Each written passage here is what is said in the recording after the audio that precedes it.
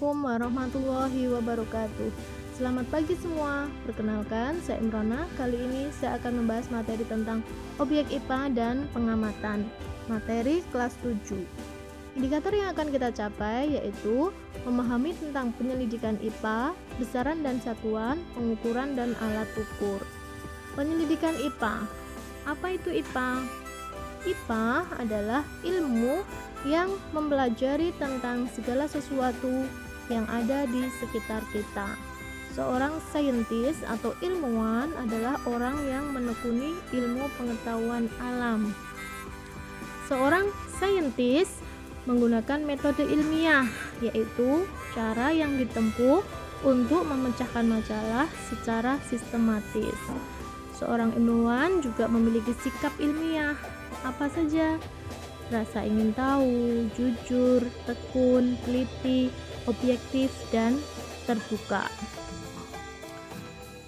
Seorang ilmuwan melakukan langkah-langkah metode ilmiah. Yang pertama, merumuskan masalah, membuat hipotesis atau dugaan sementara, mengumpulkan data, melakukan eksperimen atau percobaan, dan yang terakhir, menarik kesimpulan.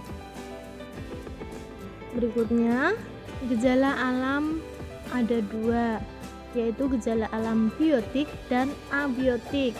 Biotik, gejala alam yang bersifat hidup, contohnya hewan, tumbuhan, jamur. Abiotik, gejala alam yang bersifat tidak hidup atau mati, contohnya udara, tanah, air, batu, cahaya. Kita masuk materi yang kedua, besaran dan satuan. Besaran adalah segala sesuatu yang dapat diukur dan dinyatakan dengan angka. Besaran dibagi dua, besaran pokok dan besaran turunan.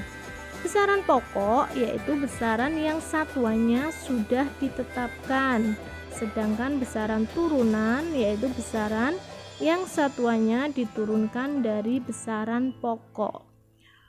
Besaran pokok yang sudah ditetapkan apa saja? Nah, berikut 7 besaran pokok yang sudah ditetapkan. Untuk mudah mengingat, bisa kita nyanyikan. Contohnya, panjang meter, massa kilogram, suhu Kelvin, waktunya sekon, kuat arus ampere, jumlah watt molar, intensitas cahaya kandela. Nah, mudah kan? 7 besaran pokok. Selain ini berarti masuk ke besaran turunan. Contoh besaran turunan yaitu luas. Luas panjang kali lebar, di mana satuan luas yaitu meter kuadrat atau meter persegi. Contoh volume, panjang kali lebar kali tinggi, maka volume memiliki satuan meter pangkat 3 atau meter kubik. Kemudian kecepatan, satuannya meter per sekon. Massa jenis, satuannya kilogram per meter kubik. Percepatan, satuannya meter per sekon kuadrat. Yang kedua, satuan. Satuan adalah skala pembanding. Nah, satuan dibagi dua, satuan tidak baku dan satuan baku. Satuan tidak baku, satuan yang ditetapkan secara tidak ilmiah, digunakan secara tradisional. Sedangkan satuan baku adalah satuan yang ditetapkan berdasarkan ketetapan yang disepakati secara internasional. Nah, kita masuk ke pengukuran dan alat ukur. Pengukuran adalah kegiatan membandingkan suatu besaran yang diukur dengan alat ukur. Sedangkan alat ukur adalah alat yang digunakan untuk mengukur besar atau kejadian. Alat ukur dibagi menjadi dua, alat ukur tidak baku dan alat ukur baku.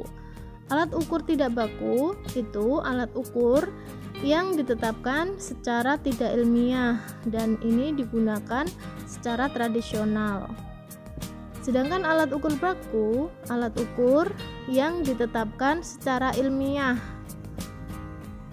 Nah, berikut contoh alat ukur tidak baku. Jengkal. Jengkal yaitu jarak antara ibu jari dengan jari kelingking. Biasanya digunakan untuk mengukur panjang. Hasil pengukuran antara orang satu dengan yang lain akan berbeda karena panjang jengkalnya juga akan berbeda. Yang kedua, langkah. Langkah kaki biasanya digunakan untuk mengukur panjang. Ini juga akan menghasilkan pengukuran yang berbeda karena anak kecil dengan orang dewasa akan memiliki langkah yang berbeda. Begitu juga dengan orang yang tinggi, dengan orang yang pendek, langkahnya juga akan berbeda. Kemudian jam pasir. Jam pasir ini biasanya digunakan untuk mengukur waktu. Kemudian biasa untuk mengukur suhu, orang menggunakan punggung telapak tangan. Badan panas atau badannya hangat menggunakan punggung telapak tangan. Itu juga bisa dijadikan alat ukur tidak baku. Sedangkan alat ukur baku di sini untuk mengukur panjang bisa menggunakan mistar, meteran, jangka sorong, dan mikrometer. Untuk mengukur massa menggunakan neraca atau timbangan. Banyak sekali jenis timbangan. Sebagai contoh, timbangan duduk, timbangan dua lengan. Kemudian alat ukur waktu, stopwatch, jam atau arloji. Berikutnya, alat ukur suhu. Alat ukur suhu baku yaitu termometer. Salah satunya termometer klinis, yaitu termometer yang digunakan untuk mengukur suhu badan. Yang kelima, alat ukur kuat arus, yaitu amperemeter. Kemudian alat ukur cahaya, yaitu fotometer. Nah, sampai di sini materi yang kita bahas hari ini. Tetap semangat belajar. Terima kasih. Wassalamualaikum warahmatullahi wabarakatuh.